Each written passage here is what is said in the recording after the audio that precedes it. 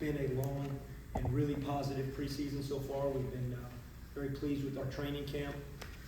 Dealt with a few, normal nagging injuries that I think probably a lot of teams in the country are dealing with this time of year. We've been practicing basically since June when the guys arrived on campus. We took a break at the end of the summer, came back in preseason in September, and then September 25th started with official preseason training camp. And so now we're basically a few days away from getting a chance to see where we are versus another opponent, and obviously less than 3 weeks away from our home opener. So outside of that, been very pleased with this group so far over the last 4 to 6 weeks. And again, just dealing with normal stuff that comes this time of year in terms of a few guys being banged up, and that will see how our rotation plays out in other situations that I know you guys will ask about. So outside of that, just love this group of guys a bunch, love this group of coaches, and just excited for this time of year. Questions? Year one was great, and you have a lot of returning pieces. So what's the main message going into year two here at East Carolina? Just that last year we spent so much time talking about, it wasn't as much of what we did, but how we did it, whether that was on or off the court. And I think one of the great things about having 8 returning players, forget the basketball piece, is just an understanding of how we want to do things. So you can focus more on what we're doing and the execution pieces of those, or what do the details look like off the court, what do they look like on the court, specifically offense, defense, etc. But even with that being said, you never ever stop with the emphasis, or the premium is always on how we do things. But it definitely helps going into year two when you got 8 guys, and particularly some real leaders, some strong personalities. Like I know we'll talk about Brandon Johnson, R.J. Felton, Ezra Osar, Jaden Walker. That how we do things has been much better and much smoother starting this summer. So I ask you about all those returners, Coach. In 2023, and the way basketball is today, do you feel blessed to have all those guys back, and you're going to have an experienced team on the court compared to some others you face? Yeah, absolutely. Definitely feel very fortunate. And we're not going to ever take that for granted, but when we were fortunate enough to become, coach this program, and I had an opportunity to become the head coach here, the first thing that we said was we really want to build a program that consists of continuity, sustainable success, where we hopefully have guys here 2, 3, 4 years. Guys are excited to graduate from ECU, and that vision is not going to change. Also alluded to it last year, saying, hey, if we have to make an adjustment, we will. We'll make those adjustments as we go along and as we navigate this, and we will continue to make those adjustments. But from a standpoint of 8 guys returning and not having one senior on this team, the potential of having this team together for 2 more years that looks very similar to this, I feel very fortunate, excited about that. And last year, I think at one point in terms of Division I production, we were somewhere around 350 in the nation in terms of what was coming from the previous year, what was returning. Production, not necessarily age or class. This year, I think will be much higher from a production standpoint, but we still have multiple years of eligibility remaining on this team, and that is exciting. Coach, for you specifically, last year as a first-time head coach, what are some tangible things you learned on the fly that you can apply to this year, going into year 2, where I'm sure you have a much better feel for kind of how to handle things, what to expect? Yeah, I think early rotation is a big thing. I often think back to us early in the season last year as we were defining our rotation. We played a lot of guys, and remember a lot of games we were playing 12 guys, 13 guys. A lot of that had to do with probably first-time head coach and trying to find my way, and a lot had to do with us as a team trying to find out, okay, who can execute what we're trying to do. We didn't have anybody that just stood out and we knew we were either playing through or had full grasp of our system, and it actually fluctuated throughout the year. You hope that's actually a benefit coming back to this year, because of the 8 returners, 7 of them have started games. A lot of people like to say we have 4 or 5 returning starters. We have 7 of the 8 started games, including Caleb LeCount and Ben Biella. They all started games last year. So that is something that I think will be a little bit, I look at that as we're going to be a little sharper early in the year. But by the same token, one thing about these inter-squad scrimmages that we've been able to do, I always say this, It's great because everybody plays. You have 10 guys on the court whenever we had refs come in and we play purple gold and we had the one open one, then we had another one. But as a coach, what also is not great is that everybody plays. Because when we go play on Sunday and we have a closed scrimmage, it's not going to be 10 guys on the court. It's going to be 5 at a time. So we're still 2 weeks away from really knowing what our early season rotation will be, pending what happens over the next 2 weeks. Coach, just heading into year 2 overall, how much more comfortable are you and your staff knowing the conference and knowing what it takes to win at ECU? I think the confidence comes from the consistency, the continuity of our players and our coaching staff. Outside of losing one coach, Nick Matson, who was a great coach and was so important to us last year, and he went on to the University of Texas, and now we have Coach Mark Adams here, is someone that we're so excited to have. So from a continuity standpoint, we're the same coaching staff, and I've said this, one of the exciting things about ECU basketball right now is continuity, is our players, our student athlete continuity, our coaching staff continuity, our administration continuity, and pouring into this program. And we feel very fortunate about that, from John Gilbert, Chancellor Rogers, and Caroline Bevillard, and J.J. McLam, and Ryan Robinson, all pouring into our program. It's something that's really important to us. So the consistency piece definitely helps with confidence, because we all know what to expect from each other, and we all went through it for a year. We have a very long way to go, but from that standpoint, I think that confidence stems from the continuity. The addition of Coach Adams, you're a defensive guy, he's a defensive guy. So what are some of the things he brings that are different from you or that complement kind of what you've already tried to instill? Well, we know when we get to practice and there's never one basket scored, we're both happy at the end of practice. So, no, it's just, again, you talk about mentality, and he challenges us in a way of, hey, this is how he has seen things done and been very successful doing things. From a mindset standpoint, fits right into what we want this program to be about, which is defense. Nothing's going to ever change, no matter how fortunate we are. If we do score the ball well, if we are a solid offensive team, which obviously we hope to be, we feel confident that we can be, no matter who is a student athlete here, whether it's recruiting or eventual student athlete here, defense is still going to be the pillar, going to be the foundation of our program. And he thinks like that. So the fact that we're all on that page, it was a seamless transition with Nick moving on and Coach Adams coming in, that our mindset of our coaching staff remained the same. Hey Coach, you saw over the summer the conference saw a lot of realignment and changing. Do you think with the 3 teams that left, but the couple good teams that joined, do you think that it moves up an opportunity for ECU to maybe have a better conference record this year? I think that's a real loaded question. Obviously, we want a better conference record regardless of who came into the conference or who left. So that's because we want to progress and we want to move up. From a standpoint of the couple good teams, there's 6 good teams that came into this league. And there's 3 teams that were very, very strong last year. 3 teams on the final weekend of college basketball last year were playing, in terms of FAU in the Final Four, North Texas, and UAB in the NIT Finals in Las Vegas. And if you go back a couple days, Charlotte won a championship. So 4 of the 6 teams that joined our conference were playing in the final 5 days of college basketball last year. So I would actually say that this conference got stronger basketball-wise.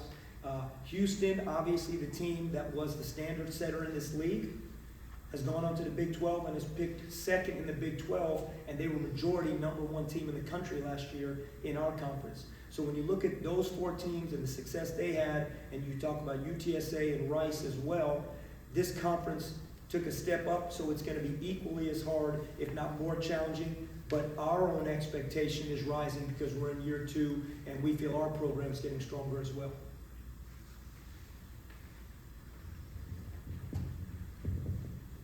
Can you touch on that a little bit? You added some pieces from some major schools, and again this year, and particularly the Durham guy, Hedford. Tell us a little bit about him and getting a point guard in like that. Yeah, very excited about the 3 freshmen that joined. and the two transfers, one Cam Hayes, who came from LSU but is originally from Greensboro, spent a year at NC State, and then Bobby Pettiford Jr., who was at Kansas. He is from Durham area, as you said. He's won a national championship, and he's played a great role on an incredible Kansas team that had a 2-year run while he was there. His freshman year as a national champion, he has NCAA experience, back-to-back years, and coached by a great coaching staff, and Coach Self and his coaching staff. So very excited about both those guys. Bobby brings a sense of true leadership. He is a true point guard. He understands the position. Nothing to do with putting the ball in the basket, nothing to do with statistics. He understands what it is to be a point guard, and that's really important, and that's going to only help us with him, Jaden Walker, Caleb LeCount, and all of them playing point guard duties, as well as Cam Hayes. Obviously we know, and we don't know Cam Hayes' situation right now. We'll see what happens. We have no knowledge of that. And Bobby Pettiford is one of the players that's been a little banged up this preseason. So he has not been on the court quite as much to get in that rhythm. But he's getting there. He's doing great in all his strengthening and rehab, and we can't wait to have him on the court full time. Coach, the team picked to finish 5th in the preseason poll. Is that something you take a slight to? Do you think that's about accurate? How would you say that stacks up with how you view the team in the conference? I really put nothing into that, whether we were picked 14th, 5th, 1st, 2nd, somewhere in between. It's like Kim McNeil and her team. Where we are in October really is irrelevant to where we want to be come March. So that's the honest truth. Now, here's what the thought process is. Picked 5th, higher than this team's been picked, this program's been picked in the AAC, to this point. A positive for our program for the same reasons that we spoke about. The consistency of our players returning, the continuity, the retention, the consistency of the coaching staff, and the incredible and very fortunate the pour in by our administration into this basketball program. Those are positives that we're going to build on. But the reality is every single team, 1 through 14, is chasing to be number 1 in March.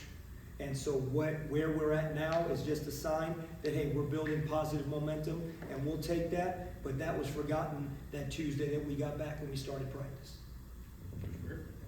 You have arguably one of the best front courts in the American this year in Ezra and Brandon Johnson. And how do you see the 2 freshman bigs coming in and how they help them grow, and how can you see their role help this team this year? Well, we really do need those 2 freshmen to bring, something to the front court. And I would say this, we're very excited about the way Brandon and Ezra have practiced this summer and this fall. Brandon has added so much to his game. Ezra, as we all know, dealt with shoulder surgery this summer, so he spent a lot of it the first 5 weeks of summer. Then he got on the court the final 3, and he's at a really nice preseason training camp. Though they will continue to improve and expand their games. Brandon continuing on the perimeter, but has to rebound the way he did. Ezra continuing to expand his game as someone that can stretch the defense and keep the defense honest as a shooter, and he's worked really hard at that, and I think we'll see that. A player that people haven't talked about as much is Valentino Pinedo. Valentino has had a really good summer. Val wasn't with us last summer because he was with the U18 Spain national team playing. So this was his first summer, a true off-season. He arrived on campus basically mid-August last year and figured it out in those 6 weeks prior to the season starting. Val had a really good summer. He is going to be someone that we count on in the front court, and we do need one of those freshmen to step up and be that 4th guy. They bring something totally different. They're both 7 feet and in guys. They have a little bit of difference what they bring to the table, but they're both 235 or bigger. They're strong. They could potentially give us what we really need is what we lost with Luigi DeBow, who Luigi was playing his best basketball at the end of last year, and in turn I think that was a big reason we were playing our best basketball at the end of last year. So we need one of those 2 freshmen to really step up and give us that physical presence. Kind of mentioned it there with Pinedo, but we were surprised to see Brandon Johnson shooting 3s game 1 last year. It showed how much he worked during the offseason. Anybody specifically taking a leap where even you're like, okay, this looks like a different player? He's added a lot from last season. Yeah, we talked, I think we sat right here, and it was at this moment that we said, Brandon Johnson had 3 threes his first year at ECU. And I said, we guarantee you'll see that this year and a lot more. And Brandon hit 3 in that very first game versus Mercer. And then obviously ended up being one of our leading three-point shooters. And he has continued to work just as tirelessly, put just as much time and effort into becoming better and expanding his game. So we'll continue to see that. I think Brandon, as good as he was at the end of last year, he's a different player right now in a very positive way. So I'm excited about that. Valentino is somebody that fits in that conversation because of what he did. He's so much more comfortable on offense, keeping our offense moving side to side and making plays out of our offense. Not necessarily just scoring, but just the understanding and the confidence to do that. I think Caleb is playing right now like a real point guard, Caleb LeCount, and that's going to be strong. He's playing like the pit bull we need him to be. We talk. It's one thing to say it as a freshman. He did it in certain games, but he's playing 94 feet of defense right now. And really proud of what he's doing. And I know there's other guys, RJ's had a great summer, Jaden Walker had a really good summer, but I think all our guys put a lot of time in the gym. Quentin DeBunje and Ben Biella are shooting the ball as good as they've shot it since they've been, at ECU this summer, this preseason. They're really shooting it well. We track it every day in practice. So it's excited about this group. Just got to see this. Got to see how we come together. And you love what you see every day in practice from these guys, but until you have 11 guys sitting on the bench and 5 guys in the game and how that rotation happens, you don't really know truly what it looks like. And we'll get a feel this weekend. Top one more.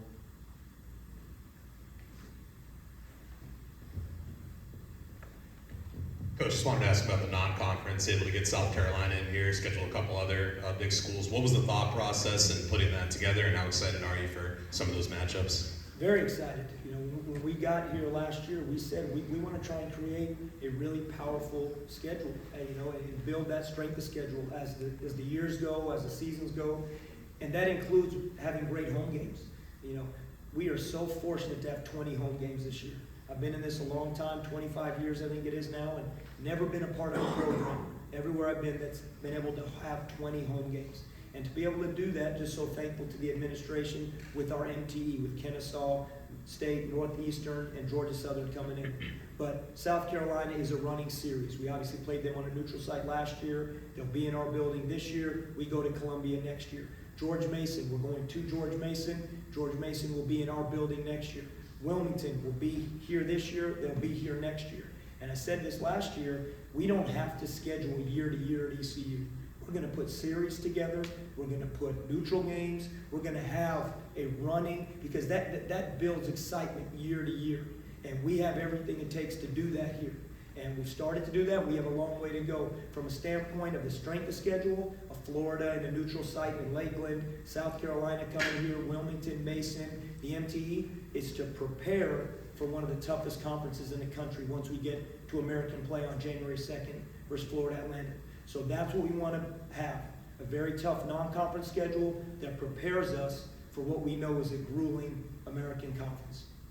Anything else, Coach? A couple things, personnel-wise, as our players will be available. Corey Faison right now is not with the team. He has just stepped away for personal reasons, so he will not be available today. He is still a part of our program. He just will not be here today for personal reasons. And to address the Cam Hayes situation, 0 update. We have heard nothing, so that's the status of that. We know nothing. We know the same thing you guys know. All right, thanks, Coach. Thank you, guys.